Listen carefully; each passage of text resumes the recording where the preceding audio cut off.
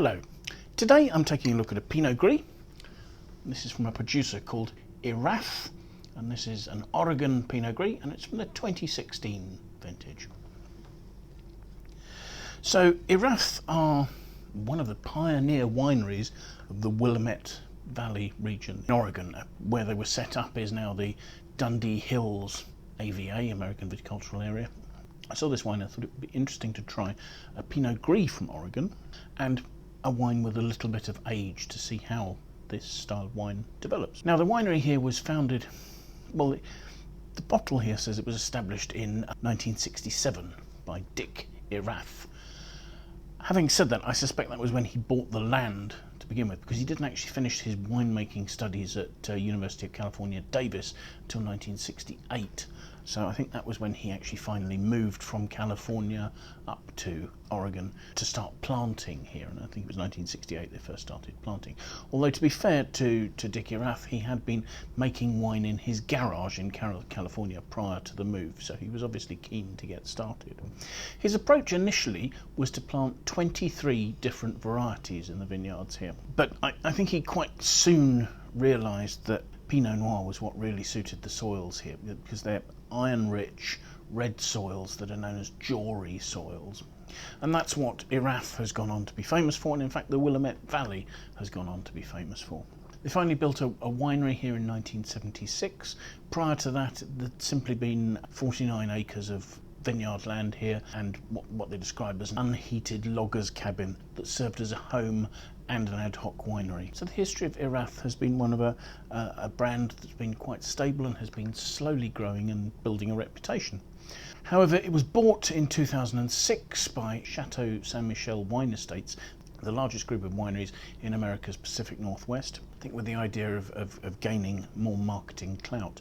And certainly Dick Erath and his winemaker Gary Horner stayed on with the enterprise. This hadn't been a hostile takeover particularly. However, if the belief was that this was going to help Erath in terms of marketing and distribution, that may not have been completely true, because in 2021 the Chateau Saint Michel wine group got into difficulties itself, largely because it was having trouble selling sufficient volumes of wine.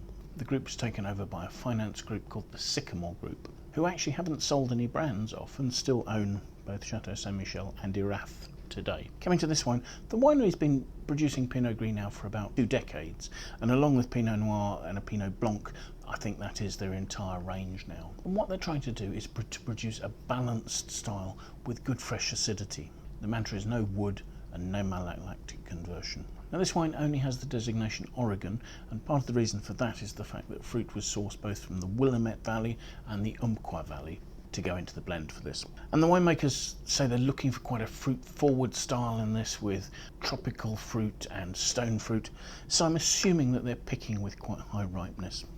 During ripening in the vineyard, there's a lot of monitoring goes on. Right from the beginning of the season, they're monitoring the number of bunches they've got, monitoring the weight of these individual clusters, and so everything's been very carefully looked after in the vineyard. Once the fruit reaches the winery, it's whole cluster pressed, giving lovely clean juice that goes into temperature controlled stainless steel tanks, where it's fermented at relatively cool temperature in order to try and preserve as much of the fruit aromas as possible into the final wine, so that those delicate aromas aren't being boiled off by overly zealous fermentation. The wine ages in tank, as I say, no wood, so no other influence there. Malolactic conversion is blocked. Now what I mean by that, there are bacteria that will convert sharp acids that exist in less ripe grapes. So those are the sharp acids that you get in green apples, malic acid, into softer lactic acid, and it's sometimes called a fermentation because in doing so carbon dioxide is given off. So if you block that transformation from happening, you can retain some of that fresh acidity in the wine, and that's what's happened here. And also you don't get any of the rich sort of, sometimes you get flavours along the lines of butterscotch butter from a compound called diacetyl that can be produced as a side effect of malolactic conversion. So we're keeping the freshness, we're keeping the aromas. The wine ages in tank, and it ages in tank with its lees for a period, dead yeast that's fallen to the bottom of the tank during fermentation. And that's stirred up, and that helps to give weight, richness and roundness to the wine. Now what I'm not told is how long that aging process goes on for. I should imagine it was bottled at a fairly early stage to keep as much freshness as possible. So let's have a look at the wine, shall we? I mean, this is a nearly 8-year-old Pinot Gris, not particularly expensive style of wine either. So the colour looks good. That's a medium yellow, maybe a pale to medium yellow. I mean, it's not a particularly dark colour. The wine has 13.5% alcohol, and while it is clinging to the glass, it's not particularly forming significant tears on there. So let's see what make of the aroma, shall we? The aromas are very rich. They're quite high-toned, but what they mostly make me think of is really ripe pear. There's something about the slightly phenolic note of quite a high ripeness pear and the skin on it there. There may be some slightly high-toned estery notes, pear drop notes or something like that, but predominantly it's this quite vivid, ripe pear note, and it's very attractive actually. Quite straightforward and attractive aroma. So let's have a taste, shall we?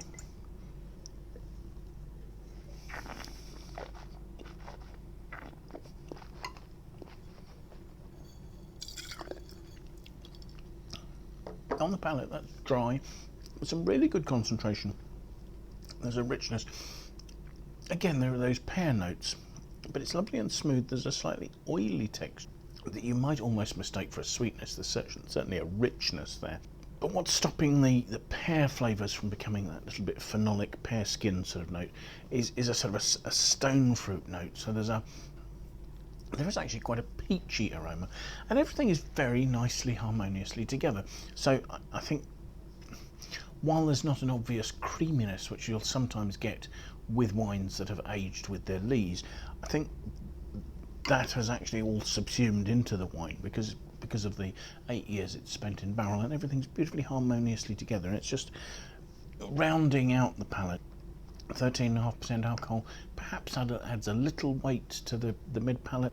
The wine's acidity is not particularly high. I mean, Pinot Gris is not a high acid variety normally.